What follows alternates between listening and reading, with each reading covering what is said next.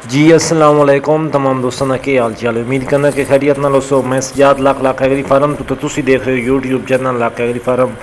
मोहतर किसान के प्लेटफार्म में ये वीडियो खास कर टैग है तो वो हवाले नाल बनाई जाती है।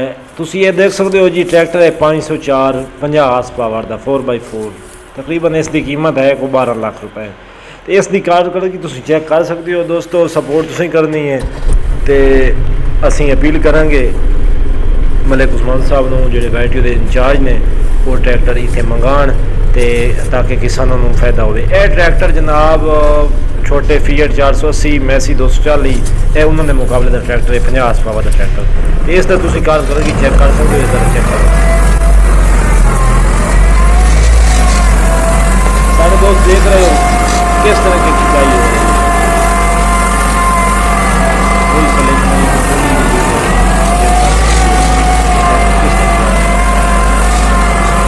राजी हालत चेक कर सकते हो।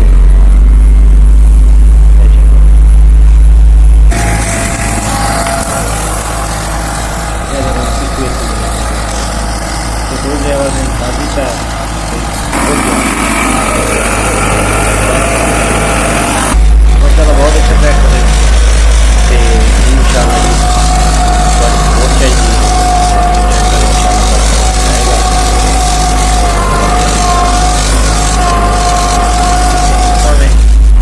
जिस तरह के अपने ट्रैक्टर पहले white use ion trade effects company ने भी ट्रैक्टर भेजा है वो भी अपने पैर से आ गया और अच्छी कारकर्दगी भी खाई उसकी। तो उम्मीद है कि आने वाले ट्रैक्टर भी इसी तरह बहुत ज़्यादा फायदेमंद हो सकते किसानों वास्ते।